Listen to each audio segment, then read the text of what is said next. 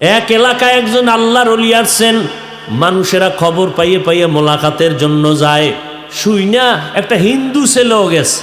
হিন্দু ছিল, একটা সুদর্শন সুপুরুষ যুবক, টক টক চেহারা। যাইয়া হুজুরের লগে হাত মিলেছে। হাতটা মিলেয়া অ্যাকশন শুরু হয়ে গেছে।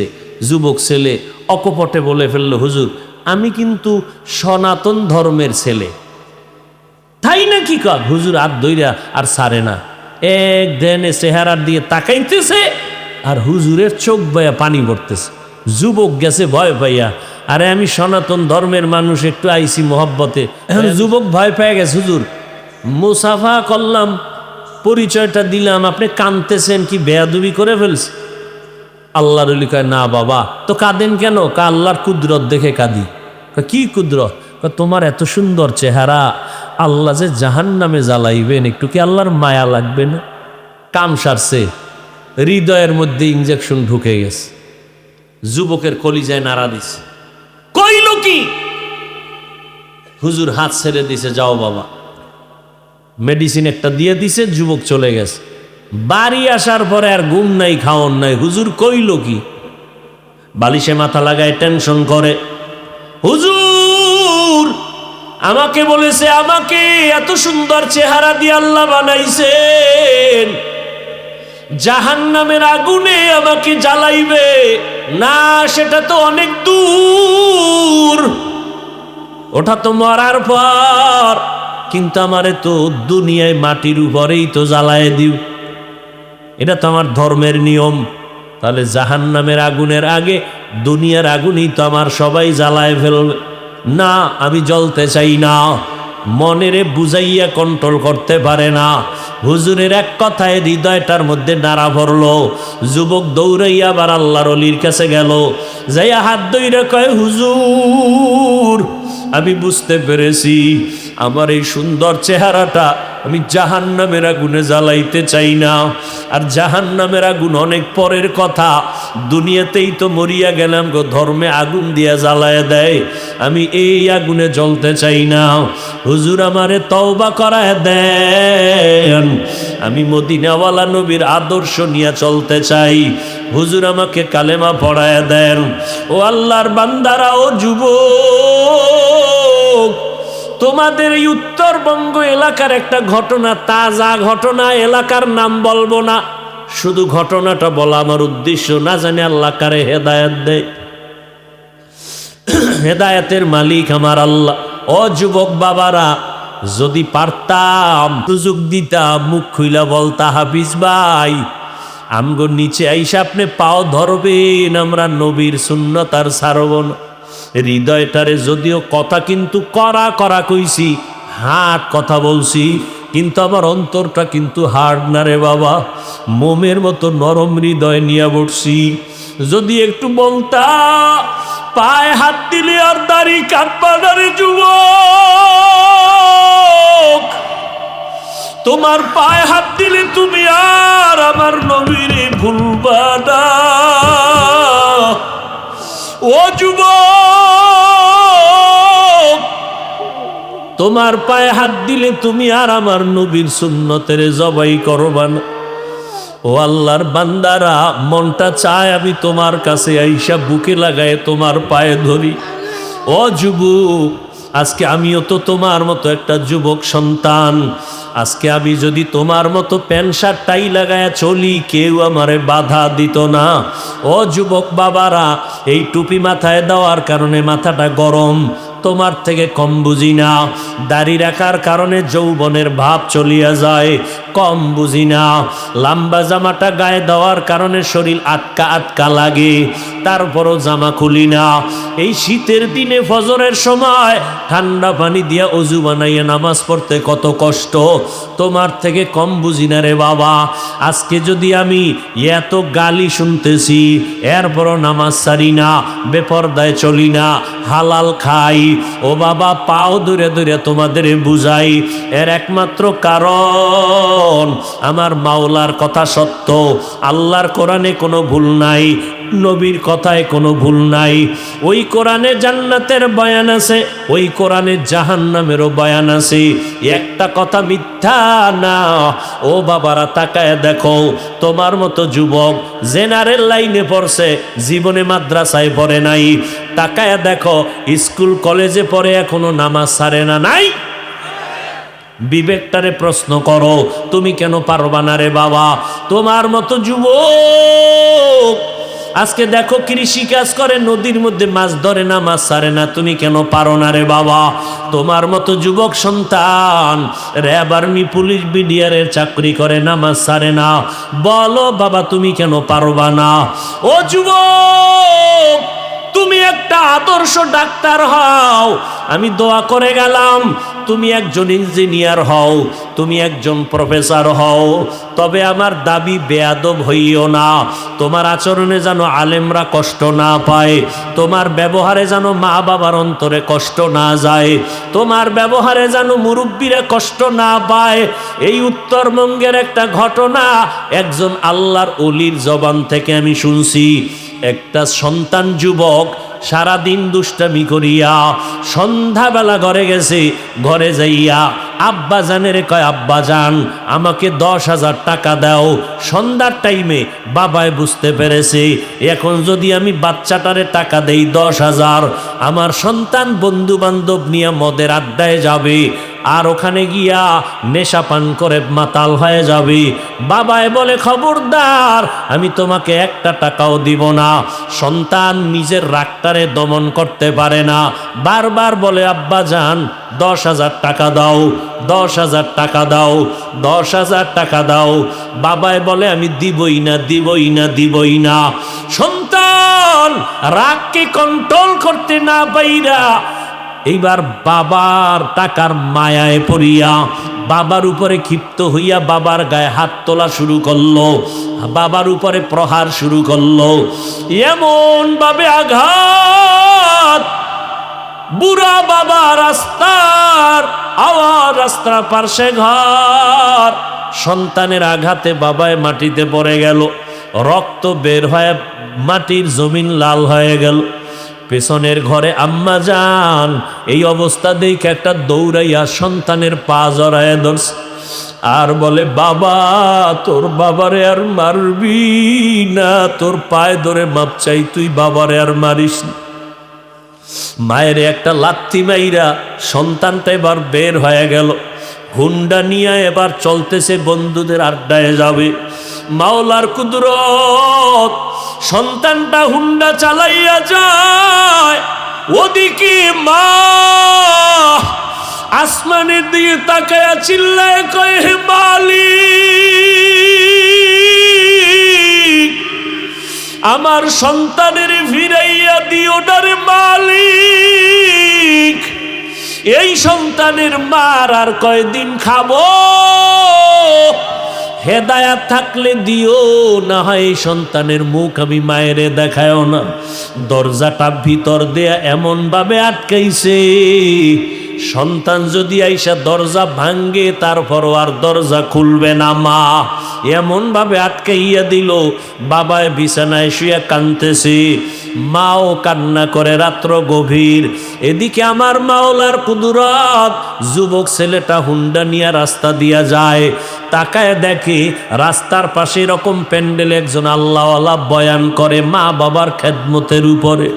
যুবক ছেলেটা হুন্ডা থামায় দাঁড়ায় দাঁড়ায় বয়ান শুনল, আল্লাহর ওলিদের বয়ান, মনে হয় যেন কঠিন, বড় আকর্ষণ অন্তরে। যুবকের হৃদয়টা চুম্বকের মতো একটা টান দিছে। যুবক দাঁড়াইয়া কিছুক্ষণ বয়ান শুই না, হুন্ডানার মধ্যে তালা মাইরা মাঠের পিছনে বৈশা গেছে। আল্লাহর ওলি এমন বয়ান দিলেন, এক পর্যায়ে যুবক ওই পিছনে বয়া কান্না শুরু করলো। কান্না করতে করতে এক পর্যায়ে মাটিতে গড়াগড়ি খায় চিৎকার শুরু করলো। ওই যুবকের চিৎকারে পুরো ময়দানটা থরথর করে উঠল। সবাই নজর করে আসি, আল্লাহর ওলি বয়ান করার মধ্যে নজর পড়ে গেল। হুজুরে বয়ান থামায় বলে, যুবক বাবাটারে আমার সামনে নিয়ে আসো। সামনে নিয়ে আসলো। হুজুর মনে মোনাজাত দিলেন, মোনাজাত দিয়া বিদায় দিয়া যুবকটারে আইসা ডাক দিয়া কাছে আইনা কয়, বাবা এত চিল্লায় কান্না কেন? আমি তো দেখলাম তুমি হুন্ডা থামায় এখানে আসছো, মনে হয় মারাত্মক কোনো অসুবিধা তোমার আছে।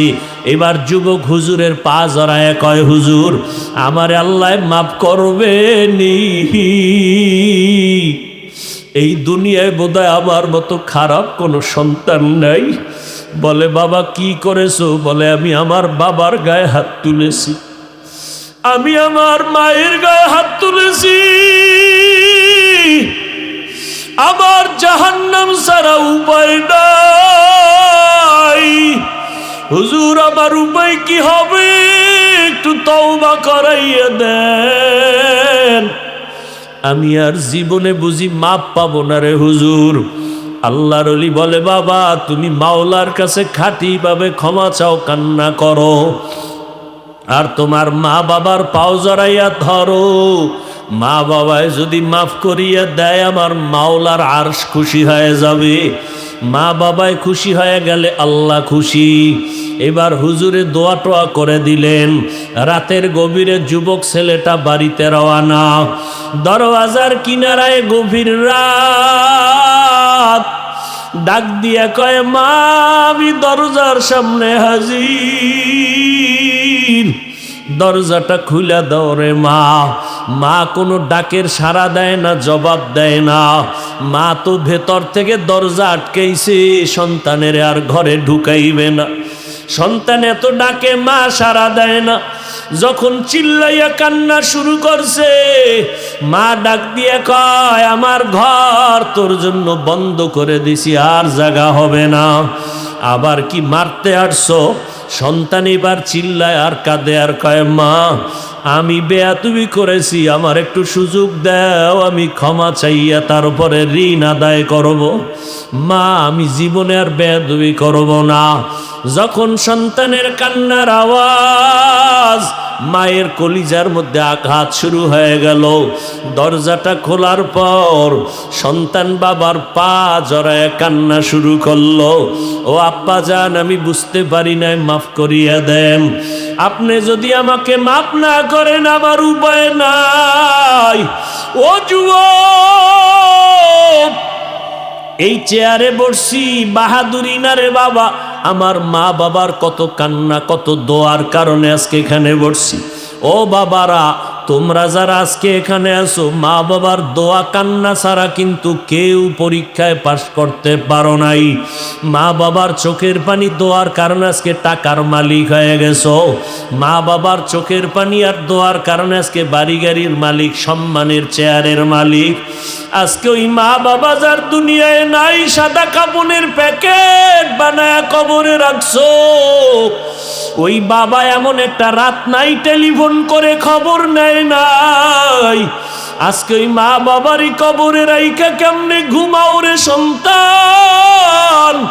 এত নিষ্ঠুর কেন হইছো?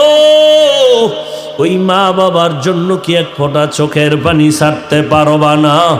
ওই মা বাবার ঋণ আদায় করা সম্ভব না রে বাবা। ওই মা বাবা গোপনে কত কান্না করে তোমার আমার জন্য দোয়া করে গেছেন। ওই মা বাবায় যদি মানুষ না বানাইতেন, মানুষ হইতে পারতাম না। ও যুবক বাবারা, এই অল্প বয়সে কে না জানি মায়েরে কষ্ট দিয়া কাঁদাইছো, কত বাজে কথা বলছো, মা জানি কষ্ট পাইয়ে গোপনে কান্না করেছে। একজন আল্লাহর বান্দি স্বামীর সাথে রাতের বেলা বিছানায় শুয়া শুয়া কাঁদতেছে। স্বামী বলে, বিবি কেন কাঁদো? বলে, আমার মনে কষ্ট। কি কষ্ট? বলে, একটা সপ্তাহ হয়ে গেল আমার সন্তান আমাকে মা বলিয়া ডাক দেয় না। কেন? বলে, একদিন একটা অন্যায় করছে, আমি রাগ করছি। সন্তান ওই রাগে অভিমান কইরা এখন আর আমারে ডাকে না। ঘরে আইসা খানা খায়া চুপচাপ নেমে যায়, আমার দিয়ে তাকায় না, মা বলে না। স্বামী বলে, বিবি একটু ধৈর্য ধারণ করো, একদিন দুদিন একটু দেরি করো, দেখবা সন্তান ভুল বুঝতে পারিয়া কাছে আসবে। আম্মা জান কাঁদে আর কয়, স্বামী বুঝাইতে পারি না। আমি যতই ঘুমানোর চেষ্টা করি আমার ঘুম আসে না। খানার প্লেটটা নিয়ে বসি, আমার মুখে খানা যায় না, কারণ আমার কাছে লাগে খানার থেকে ঘুমের থেকে আমার সন্তানের মা ডাকে এত মজা। ও যখন আমাকে একবার আম্মু বলিয়া ডাক দেয়, আবার কলিজা ঠান্ডা হইয়া যায়। ও যুবক, ওই মাকে জানি কারা কাদাইছো, বাসায় যাইয়া মাকে ডাক দিয়া ক্ষমা চাইয়া দিও। মাকে বলিও, মা আজকে এত বিশাল ময়দানে বয়ান হইল রে মা, কত আমার মতো যুবকেরা দেখলাম কান্না করলো, চোখের পানি ছাড়িয়া মোনাজাত করলো, আর আমার চোখে পানি আসলো না। মা মনে হয় যেন গুনার কারণে আল্লাহ বেজার হয়ে গেছি। মা তুমি যদি একটু মাথায় হাত দিয়া দোয়া করিয়া দেও, আল্লাহ হয়তো রহমতের দরজা খুলিয়া দিবে। ও এতিম বাবারা, আমার মায়ার নবীও বড় এতিম। আমার মায়ার নবী দুনিয়াতে আইসা বাবার চেহারা দেখেন নাই। 6 বছরে মা হারাইয়া নবীর চোখে পানি। ওই নবীর শরীরে মশা মাছি পড়া হারাম। যেই নবীর শরীরে মশা মাছি পড়ে না, ওই নবী উম্মতের জন্য দিনের দাওয়াত দিতে তায়েফে যায়। তায়েফের কাফের বেঈমানের বাচ্চারা পাথর মারিয়া নবীর শরীর মোবারকে রক্ত ঝরায়। আমার নবীর শরীর থেকে রক্ত পড়ে জুতা মোবারক আটকাইয়া যায়। আমার আল্লাহ কয়, জিবরাইল জলদি করে যাও, আমার মায়ার নবীর কান্না আমি সহ্য করতে পারি না। ও এতিম নবীর আশেক উম্মতের দল, ওই নবীর দিনের জন্য কি মায়া হবে না? ওই নবীর মোহাব্বত যদি অন্তরে থাকে রে বাবা, শয়তানের ধোকায় পড়ে গুনাহ তো কম করো নাই। আজকে থেকে মাওলার কাছে কান্না করো, চোখের পানি ছাড়ো, তওবা করো। কান্না যদি না আসে চেষ্টা করো বাবা। দুনিয়ার ঘরে আগুন লাগলে পানি ছাড়া ঠান্ডা করা যায় না। জাহান্নামের আগুন গুনার কারণে জ্বলতে থাকবে, পানি ছাড়া ঠান্ডা হবে না। তবে দুনিয়ার আগুনটা বৃষ্টির পানি, নদীর পানিতে নিভানো যায়। জাহান্নামের আগুন চোখের পানি ছাড়া নিভানো যাবে না। এই জন্য আল্লাহ কোরআনেও বলেন কান্নার কথা। আমার নবীও জিন্দেগি ভর কান্না করেছেন। আবু বকরের মতো বান্দা জান্নাতের টিকিট পাইয়া কান্না করেছেন। ওমরে ফারুক কান্না করেছেন। সেই তুলনায় আপনার আমার তো আজীবন কান্না করা দরকার, যেই পরিমাণ গুনাহ করেছি। মানুষ আমার গুনার খবর জানে না, জানলে চেয়ারে বসতে দিত না। আল্লাহ পাক সব জানেন, এরপরও রাগ করিয়া খানা বন্ধ করেন নাই, বরং আমার আল্লাহ ডাকতেছেন, বান্দা কই গেছো, আয় আয় আয়। ওরে বান্দা, আমার রহমতের দরজা খোলা। আমার দরজা ছাড়িয়া যেদিকেই যাবি জাহান্নামের আগুন। 1 সেকেন্ডের জাহান্নামের আগুন সহ্য করতে পারবা না। ও বাবা, বাসায় গিয়া মশারি ছাড়া ঘুমাইতে পারো না, মশার কামড়। ফ্যানের বাতাস চালায়া ঘুমাও, গরম। আল্লাহ না করুন গুনাহ নিয়ে যদি কবরে যাও, ওই কবরে জাহান্নামের আগুনের গরম। ওই কবরের 2 পার্শ্বের মাটির চাপ কেমনে সহ্য করবা? আল্লাহর কোরআন সত্য, গুনাহ নিয়ে কবরে গেলে আযাব হবে সত্য। এখনো সময় আছে, আমার মাওলাকে মনে মনে ডাকো, মনে মনে বলো, হে আল্লাহ, এই ময়দানে আমার মতো গুনাহগার কেউ নাই। ও আল্লাহ, আমার গুনার কারণে আমার হাত না পাক, আমার চোখ না পাক, জিহ্বা না পাক, অন্তর না পাক। আজকে তওবা করে ফেললাম, মরিয়া গেলে যাব, আর নামাজ ছাড়ব না, আর দাড়ি কাটবো না, মা বাবাকে কষ্ট দিব না, ওলামায়ে কেরামের পরামর্শ নিয়ে চলবো। নবীর সুন্নাত অনুযায়ী চলবো, দেশ জাতির বিরুদ্ধে ষড়যন্ত্র করব না। তওবা করার মতো যদি অন্তর কারো তৈরি হয়, মুনাফিকি না থাকে, খাঁটি তওবার নিয়ত যাদের আছে রে বাবা, দুইটা হাত আমার আল্লাহকে দেখাইয়া দাও।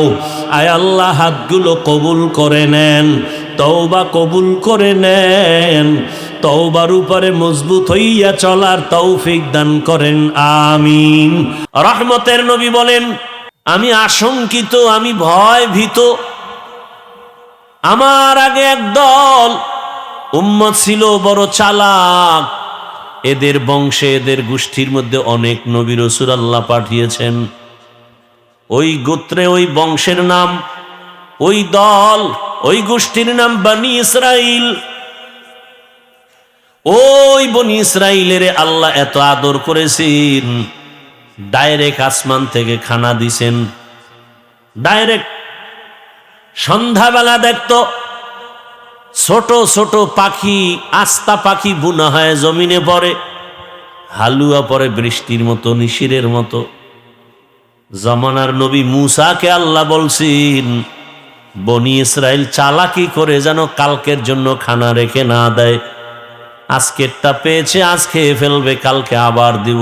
যদি চালাকি করে খানা বন্ধ হয়ে যাবে। মজা পাইয়া বনি ইসরাইলরা খাইয়া কয়, আজ সব খাইস না, কালকের জন্য রেখে দাও। রেখে দিয়েছে, চালাকি করে খানা বন্ধ হয়ে গেল। রহমতের নবী বলেন, ওই বনি ইসরাইল যদি চালাকি না করত, আমার উম্মতেরাও কিয়ামত পর্যন্ত আসমানের ডাইরেক্ট খানা খেয়ে ঘুমাইতো।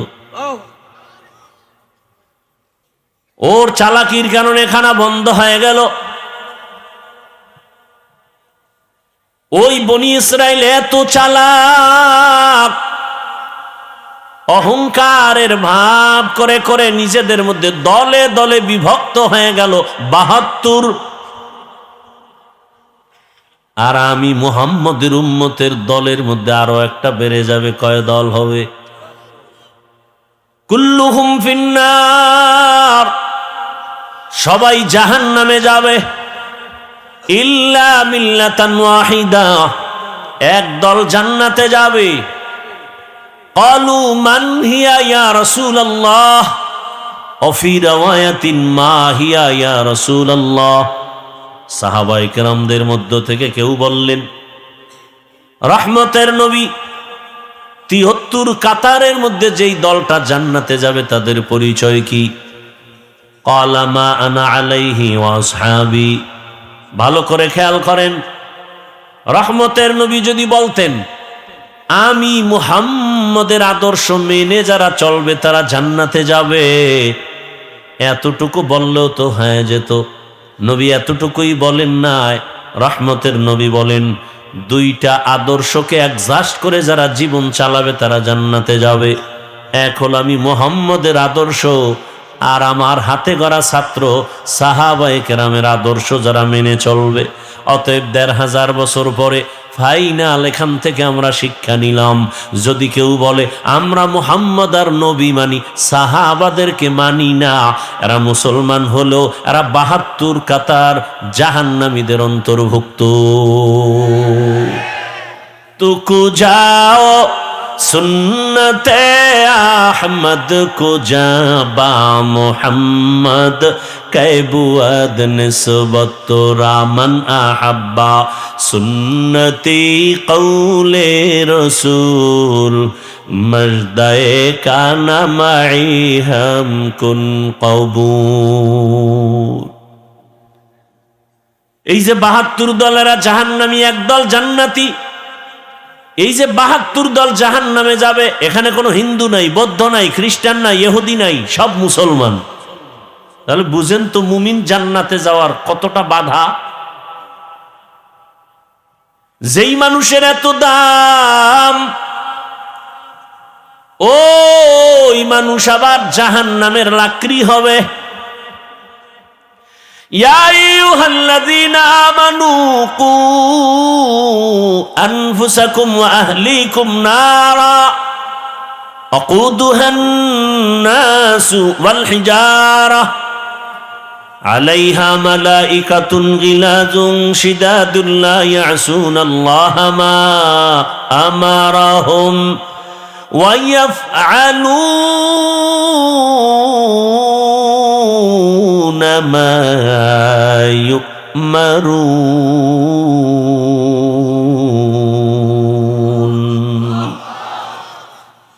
আল্লাহ বলেন, হে মুমিন, জাহান্নাম থেকে নিজেকে বাঁচাও, এরপরের দায়িত্ব আহালকে বাঁচাও। আমি একা জাহান্নাম থেকে বাঁচলেই দায়িত্ব শেষ হবে না, আমার উপরে দায়িত্ব আমার আহাল। আমি বাবা, আমার আহাল সন্তান। আমি স্বামী, আমার আহাল স্ত্রী। আমি শিক্ষক, আমার আহাল ছাত্র। আমি চেয়ারম্যান, আমার আহাল ইউনিয়নের মানুষ। আমি মেম্বার, আমার আহাল ওয়ার্ডের মানুষ। আমি এমপি, আমার আহাল আমার আসনের মানুষ। আমি সরকার প্রধান, আমার আহাল গোটা দেশবাসী। আমি একজন আলেম, গোটা উম্মত আমার আহাল। আমি মসজিদের ইমাম ও খতিব, মুসল্লি আমার আহাল। আমি বক্তা, শ্রোতা আমার আহাল। ও বক্তা, জাহান্নাম থেকে তুমি আগে বাঁচো, তারপরে তোমার আহাল শ্রোতাকে বাঁচাও। বাবা, জাহান্নাম থেকে আগে বাঁচাও, এরপরে তোমার আহাল সন্তানকেও বাঁচাও। স্বামী, জাহান্নাম থেকে নিজেকে আগে বাঁচাও, এরপরে তোমার আহাল স্ত্রীকেও বাঁচাও। ইমাম সাহেব, জাহান্নাম থেকে নিজেকে আগে বাঁচাবেন, এরপরে মুসল্লিদেরকে বাঁচাবেন। শুধু নিজে বাঁচবেন, মুসল্লি বাঁচাবেন না, হবে না। বড় কঠিন কথা। ক্বালান নবিয়্যু সাল্লাল্লাহু আলাইহি ওয়া আলিহি ওয়াসাল্লাম, আলা কুল্লুকুম রাইন ওয়া কুল্লুকুম মাসউলুন আন রাইয়াতিহি। সবাই দায়িত্বশীল।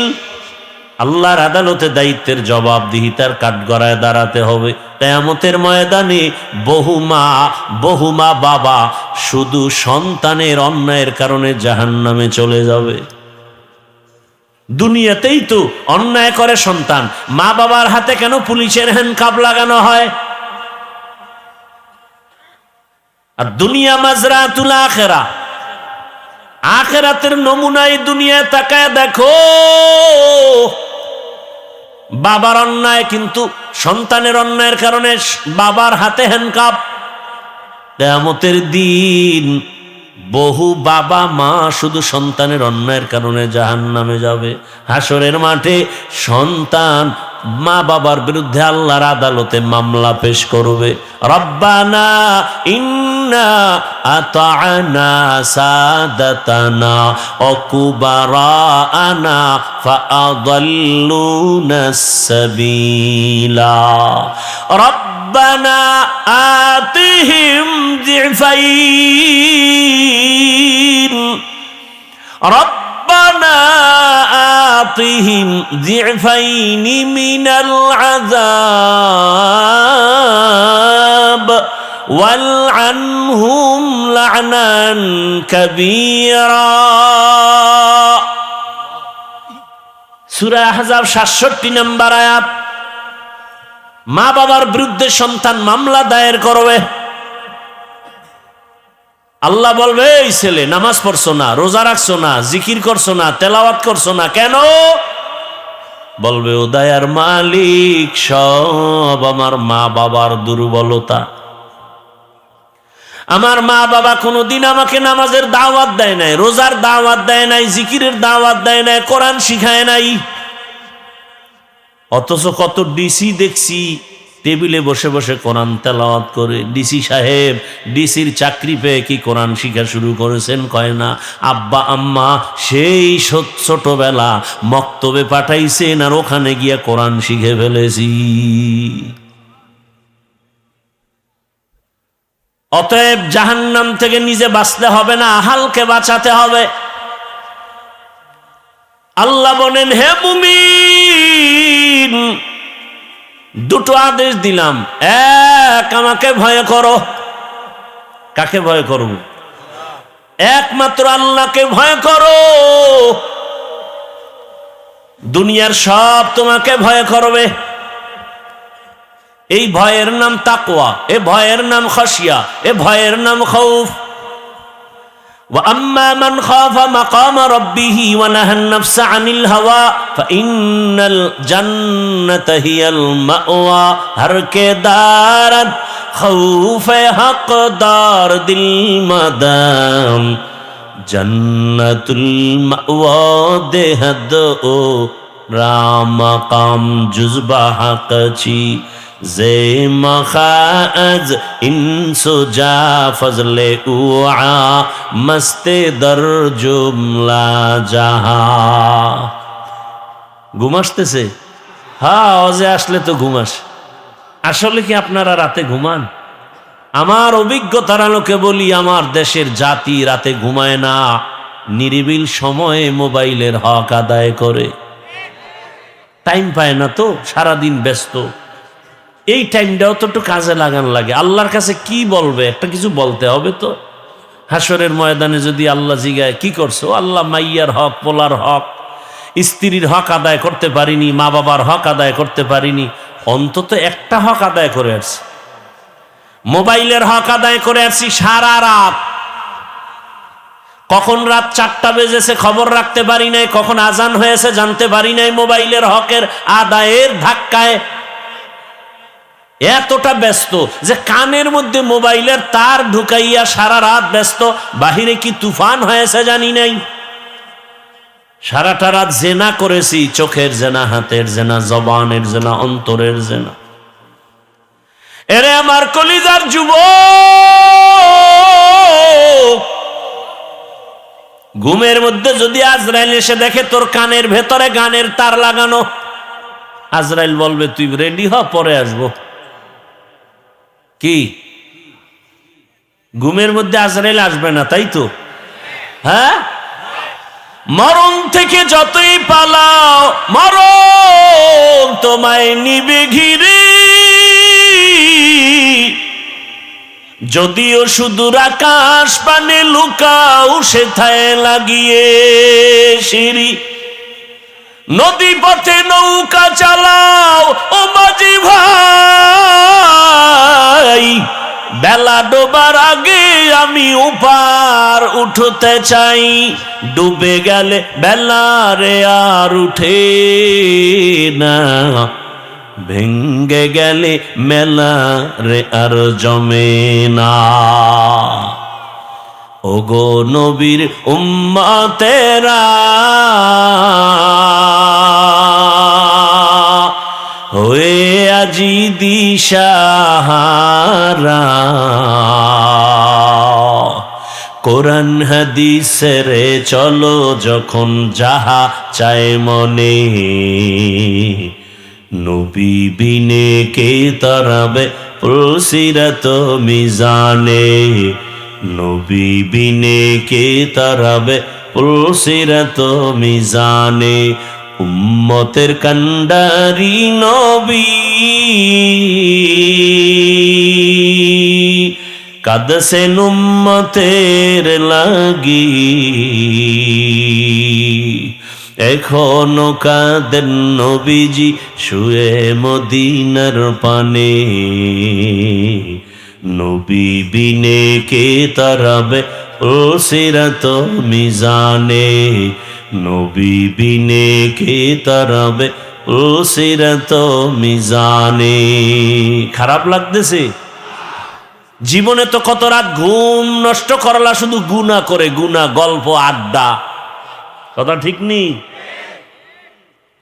আজ রাতের একটু সময় যদি ব্যয় করো নেক আমলের মাধ্যমে, হাসরের ময়দানে ভিডিও দেখবা জগৎ সারের মাঠে তুমি রাত্র 1টায় বসে আছো। আমার মালিক রহিম নামের সাইনবোর্ড লাগায়া খুঁজবি, আমার বান্দাকে জাহান্নামে দিব না, কারণ জাহান্নামের আগুন সহ্য করতে পারবে না।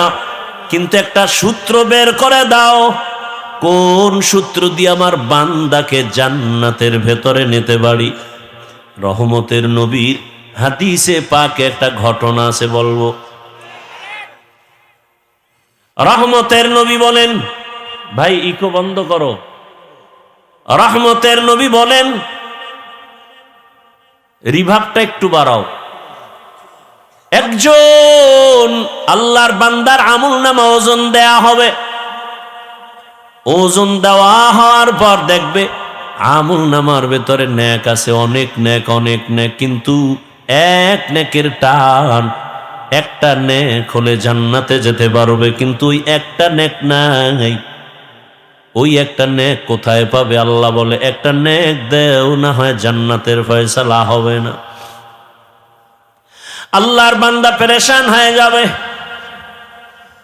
দয়াময় রব্বুল আলামিন বলবেন, খুঁজো হাসরের মাঠে, দেখো একটা নেক কে তোমাকে দেয়।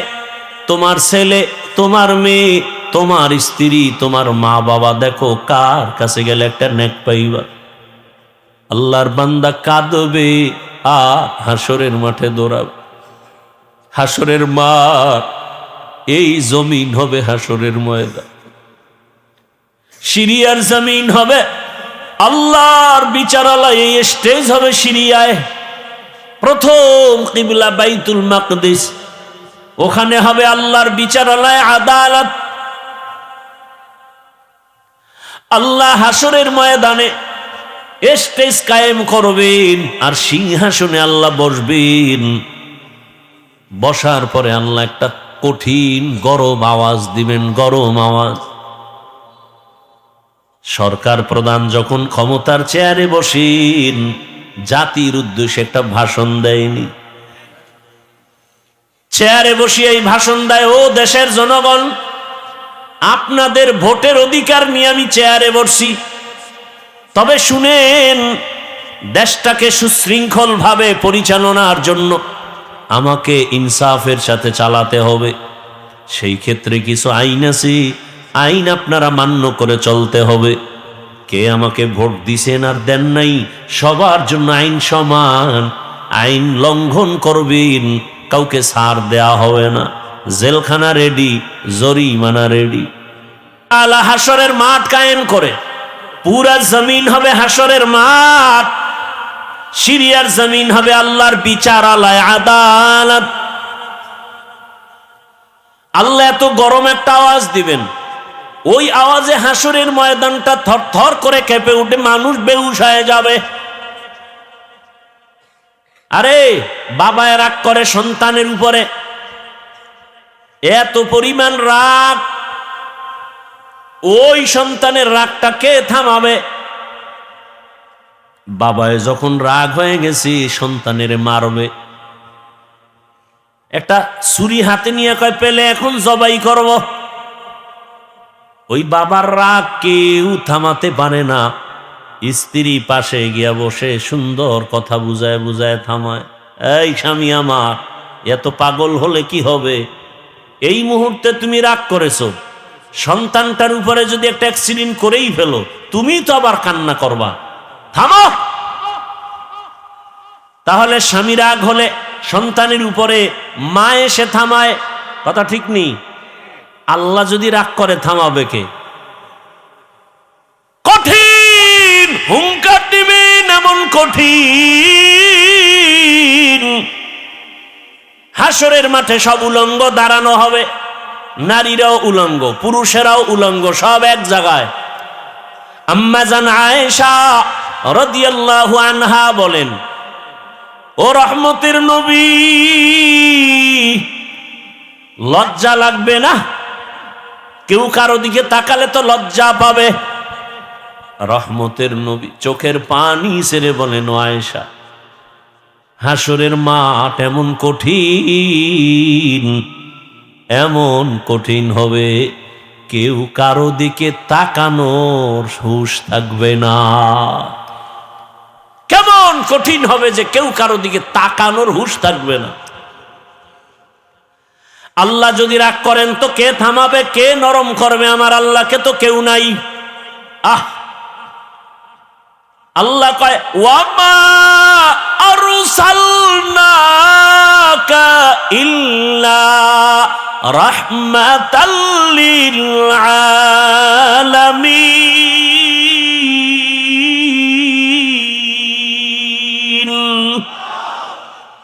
আমি তো একজন রহমতের মানুষ বানায় রাখছি, যে শুধু দুনিয়ার রহমত না, এমন এক ব্যক্তি যে আখিরাতের মাঠেও রহমত। আল্লাহ বলবেন, হাসরের মাঠ এখন প্রস্তুত, মানুষগুলো সব মাটির নিচে। সবার আগে জিবরাইল আমিনকে বলবে, যাও আমার সিংহাসনের পার্শ্বে রহমতের নবীকে নিয়ে আসো, আমার ডান পার্শ্বে আমি বসাবো। জমিন সমান, মক্কা কই, মদিনা কই, গম্বুজ কই, মিনারা কই, কিচ্ছু নাই, সমান পুরা দুনিয়া। ফেরেশতাকে আল্লাহ, নবী কই? এই বরাবর হাঁটো। হাঁটতে থাকো, হাঁটতে থাকো, হাঁটতে থাকো। যেখানে আবার রহমতের নবী রওজা মুবারকে হাজির, ওই জায়গায় গিয়া দেখবা একটা নূরের আলো মাটির উপরে দেখা যায়। আমার সালাম দিবা, রসুল দাঁড়ায় যাবেন, আমার কাছে নিয়ে আসবা। এবার আনবেন রহমতের নবীকে, আমার রবের পার্শ্বে সিংহাসনে বসাবেন। রহমতের নবী আল্লাহর পার্শ্বে থাকবেন, সিংহাসনের পার্শ্বে। আল্লাহ রাগান্বিত আওয়াজ দিবেন, গরম হয়ে গেছে, এখন আর ঠান্ডা করার কোনো উপায় নাই। হঠাৎ আমার আল্লাহ একটু কুদরতের নজর দিয়া রহমতের নবীর চেহারার দিকে যখন তাকাইবেন, আগুন যেমন মোমকে গলায় দেয়, রহমতের নবীর চেহারা মোবারকে একটু নজর দেওয়া মাত্র আমার আল্লাহর কুদরতি রাগটা পানি হয়ে যাবে। ইমামুল আউয়ালিন আল আখিরিন বহরে সদকা রহমাতান লিল আলামিন সাইয়্যিদুল কাউনাইন খাতমুল মুরসালিন আখির আমদ বুদে ফখরুল আউয়ালিন। ভাইরা আমার, ওই আল্লাহর বান্দা পাগলের মতো ঘুরবে, একটা নেকের টান কোথায় পাবো? হাসরের মাঠ, মানুষের কান্নার আওয়াজ, সবাই পাগলের মতো করবে, কোথায় যাবে? জাহান্নামের আগুনের গরম, সূর্যের গরম, ওদিকে জমিনটা সূর্যের গরমে পুড়িয়ে তামা হয়ে যাবে, না দাঁড়ানো যায়, উপরে গরম, নিচে গরম, চতুর্দিকে শুধু আওয়াজ, জাহান্নামের চিৎকারের আওয়াজ। জাহান্নাম চিল্লাইবে আর বলবে, ও রব্বে কারীম, বেনামাজি গুলো কই? বেনামাজি কোথায়? আমার পেটে দাও, আমার পেটে ক্ষুধা। গুনাহগার বেপরদাওয়ালারা কোথায়? আমার পেটে ক্ষুধা, তাড়াতাড়ি আমার ভেতরে দাও। আল্লাহ বলবে, একটু অপেক্ষা কর, আমি বিচারটা শেষ করে তোর বেনামাজিগুলো তোর পেটে দিতেছি, বরে খা, মজার মতো পেটের ক্ষুধা নিবারণ করবি। ও আমার যুবক বাবারা, বৃদ্ধ বাবাজি, পর্দার আড়ালের মা বোনেরা, কয়দিন এই দুনিয়ার বাহাদুরি, চোখের সামনে লাশ আর লাশ, ঘুমের ভেতরে লাশ, পানির নিচে লাশ, গাড়ির নিচে লাশ, কয়দিন করোনায় লাশ, ডেঙ্গুর লাশ, এক এক করে কত বন্ধু চলে গেল রে বাবা।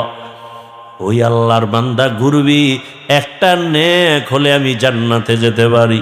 ঘুরতে ঘুরতে সন্তানের পাবে, বাবায় বলবে, এই সন্তান, একটা নেক আমারে দে, আমি জান্নাতে যেতে পারবো।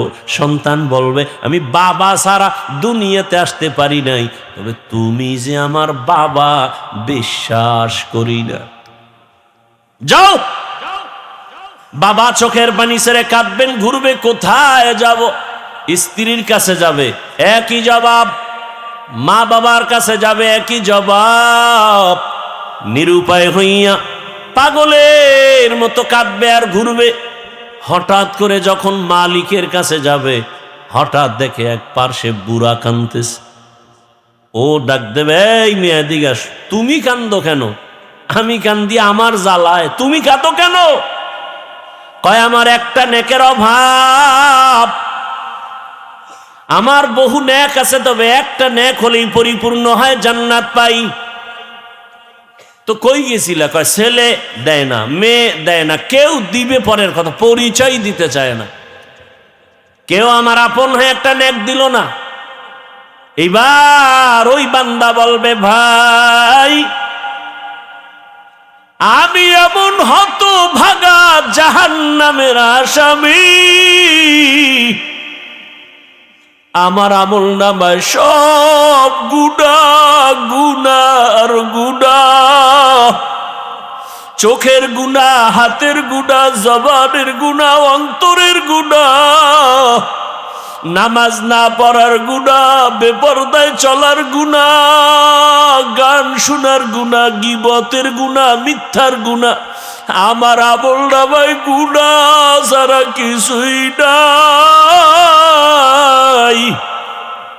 তবে আমার আমল নামায় জীবনের একটা ভালো কাজের একটা নেক আমল আছে, কিন্তু একটা নেক দিয়ে তো জান্নাত পাবো না। আমার অনেক গুনাহ বেশি, নেক একটা, এক নেক দিয়া জান্নাত আমি পাবো না। তবে আজকে এই বিপদের সময় আমি চাই আমার ভাইটাকে নেকটা দিয়া সহযোগিতা করি। ও ভাই, তুমি আমার নেকটা নিয়ে নাও। বলে তুমি জাহান্নামে যাবে, তোমার একটা নেক দিয়ে আমারে, তোমার লাভ কি? কয় আমার লাভ তো কিছুই না, তবে একটা তৃপ্তি, আমার একটা ভাইয়ের উপকার করতে পেরেছি, এটাই আমার তৃপ্তি। আমি আমার ভাইয়ের উপকার করতে পেরেছি। ও জগৎ সারের মুমিন, রহমতের নবী বলেন, খায়রুন নাস মান ইয়ানফাউন নাস, ভালো মানুষ তো ওই ব্যক্তি যে অন্যের উপকার করে। আজকে দেখো তাকায়া, যে যত ক্ষতির মধ্যে পড়ে কাছের মানুষের কারণে, আপন লোকটাই ক্ষতি করে, দূরের মানুষ তেমন করে না। অমুকের জবাই করেছে কে, তদন্ত করে রিপোর্ট বের হয় আপন বডিগার্ড, আপন কর্মচারী, আপন বাড়ির দারোয়ান, ড্রাইভার, আপন। অথচ রাসূল বলেন, তুমি তো ভালো মানুষ হতে হলে এমন হও যে তোমার দ্বারা কারো ক্ষতি হবে না। এর নামই তাকওয়া, আল্লাহর ভয়। কারো উপকার করতে না পারলেও ক্ষতি করব না, কারো প্রশংসা করতে না পারলেও বদনাম করব না। ওই আল্লাহর বান্দা একটা নেক দিয়া বলে আমি ভাইয়ের উপকার করি, এটাই আমার তৃপ্তি, আল্লাহর আদালতে চলে যাবে। ওই বান্দা বলবে, আল্লাহ নেক পেয়েছি, জান্নাত দাও। কয় পাইলি কই? ছেলে? কয় না। মেয়ে? না। কে দিয়েছে? বলে আমার রক্তের কেউ দেয়নি। তবে আল্লাহ আমি হাঁটতেছি, তোমার এক বান্দা চোখের পানি ছেড়ে কাঁদে জাহান্নামের ভয়। ওই বান্দা তার আমল নামায় সব গুনাহ, একটা নেক ছিল, ওই নেকটা আমাকে দিয়েছে। কেন কেন? তাকে দা আমার সামনে আনো। সামনে আনবে, তুমি কি এর একটা নেক দিছো? বলে হ্যাঁ আল্লাহ দিয়েছে। কেন? তুমি জান্নাতে যেতে চাও না? বান্দা কাঁদতেছে, আল্লাহ আমি যাব কেমনে, আমার তো নেক নাই, আমার গুনাহ গুনাহ গুনাহ, হাতের গুনাহ, চোখের গুনাহ, মিথ্যার গুনাহ, গুনার অভাব নাই। তবে আমার ভাই একটা নেকের অভাবে কান্না করে। আমি চাইছি আল্লাহ আমার একটা ভাইয়ের যদি একটু দয়া করতে পারি একটা নেক দিয়ে, এটা আমার তৃপ্তি। অন্তত আমি জাহান্নামে যাব, তবে আমার ভাইটা জান্নাতে চলে যাক। আল্লাহর কুদরতি অন্তরে মায়ার জোশ, আল্লাহর কুদরতি অন্তরে রহিম নামের মায়ায় জোশ এসে যাবে। আল্লাহ বলবেন, হে গোলাম, যে কঠিন মুসিবতের সময় তুমি তোমার একটা ভাইকে একটা নেক দিয়া দয়া করেছো, আমি মালিকের দয়া তো তার থেকে 1000 গুণ বেশি। আমি আল্লাহ কেন দয়া করব না? আমি রহিম নামের ওসিলায় আমি তোমাকেও জান্নাত দিয়ে দিলাম। ইয়া ইলাহি মুঝসে মুঝকো दूर कर, ताके देखो मुझ में तुझको एक नजर। या इलाही तू मेरा माबूद है, या इलाही तू मेरा माशूक है। ও আমার যুবক বাবারা, বৃদ্ধ বাবাজিরা, পর্দার আড়ালের মা বোনেরা, বয়ান শুনলে হবে না, এগুলো অন্তরে ঢুকাইয়া তওবা করেন। কয়দিন আর দুনিয়াতে বাহাদুরি করবেন? ও যুবক বাবারা, আমি যে এতক্ষণ বয়ান করলাম একবারও কিন্তু বলি নাই আমার মতো বড় হুজুর হও, স্কুল ছেড়ে মাদ্রাসায় যাও বলি নাই, তাবলিগে না গেলে জাহান্নামে যাবে, পীরের কাছে না গেলে জাহান্নামে যাবে বলি নাই।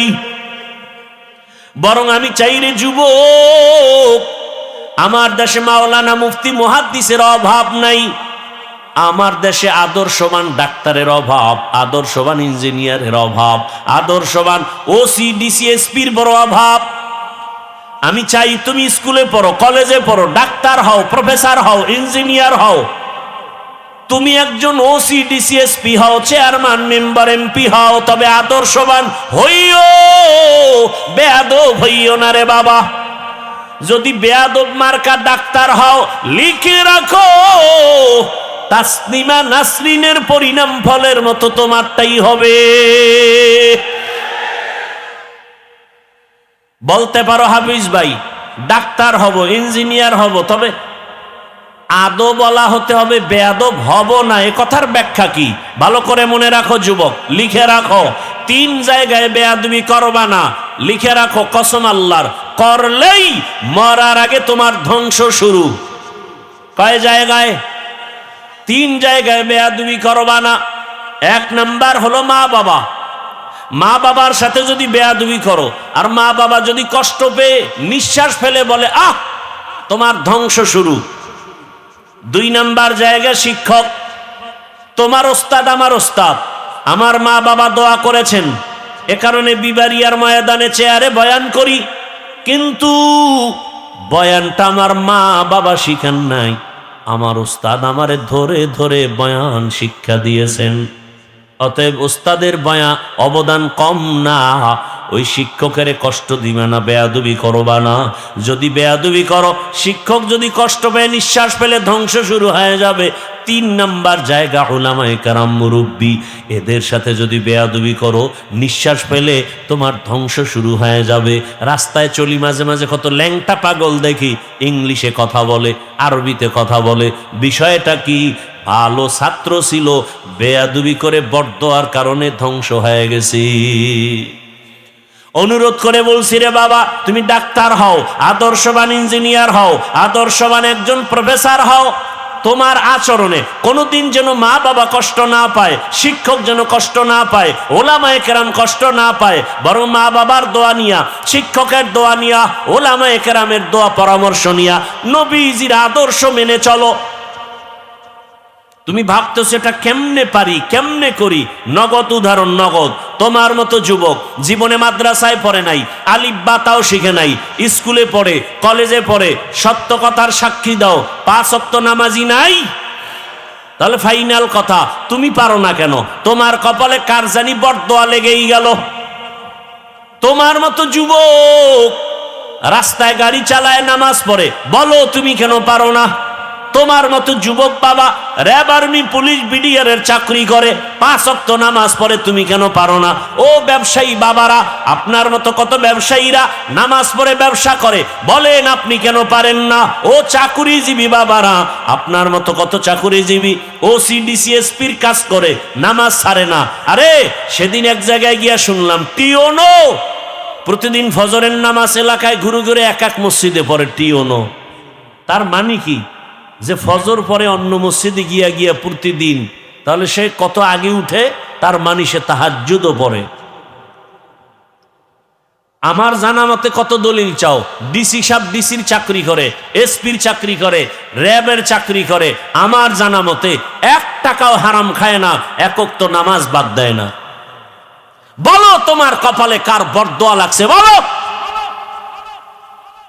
তুমি পারো না কেন?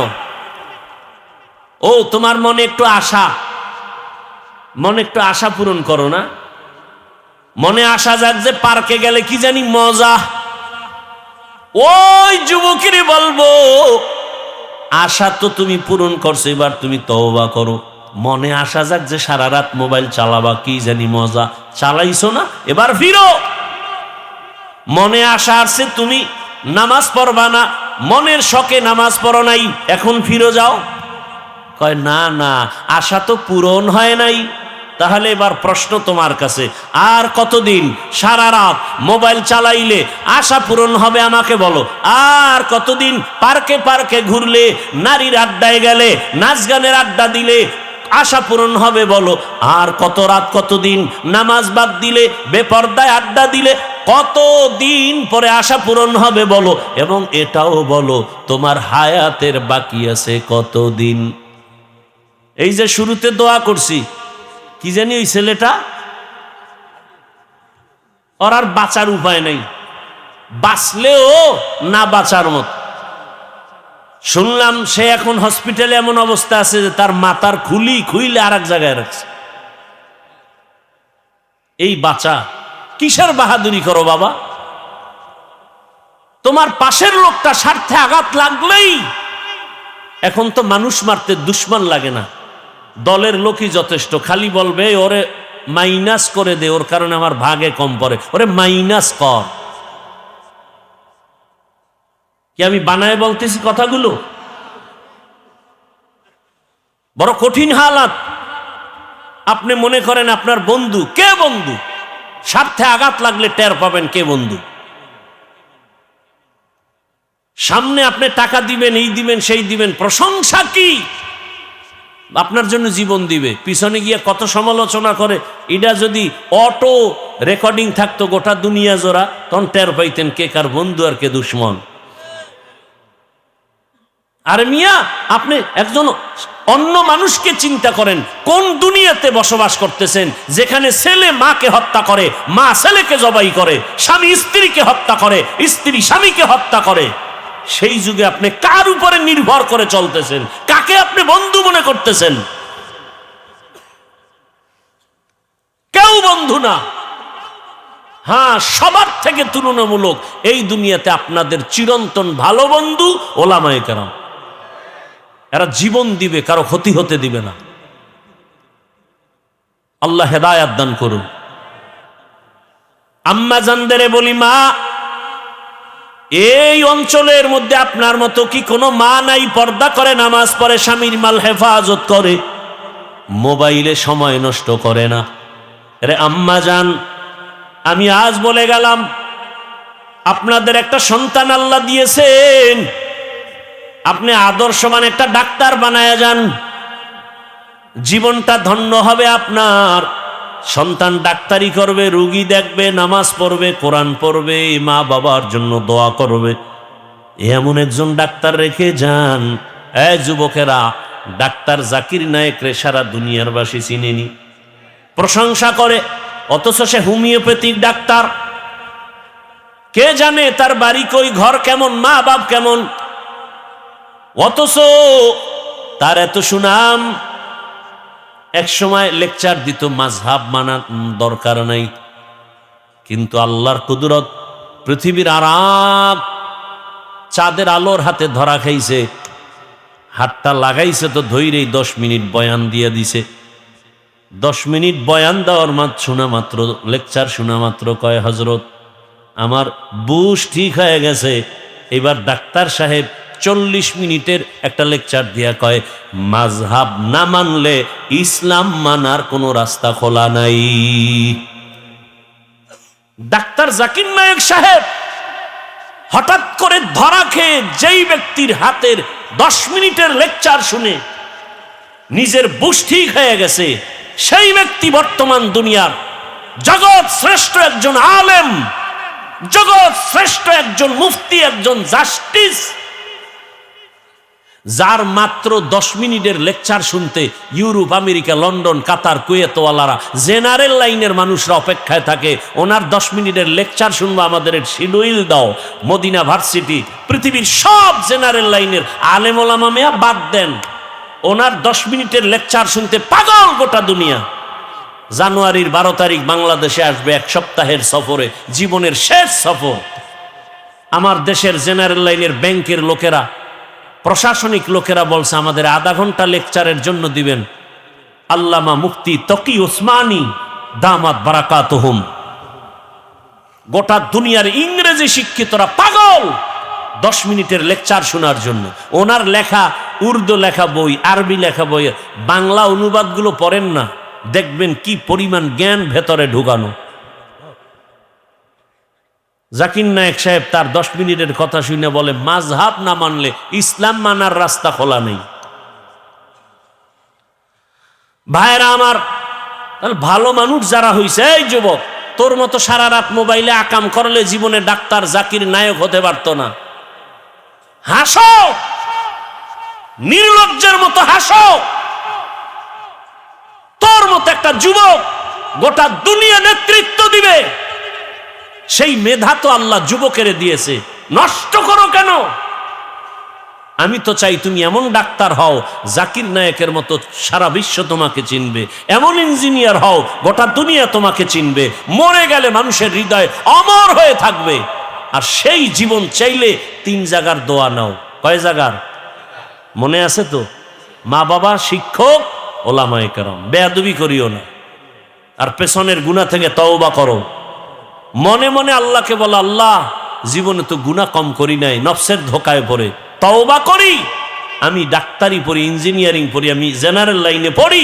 ঢাকা কলেজে গিয়া দেখো না কত যুবক কলেজে পড়ে, বড় পাগড়ি মাথায়, বড় দাড়ি, বড় জামা পরে যায় কলেজে, ঢাকা কলেজে।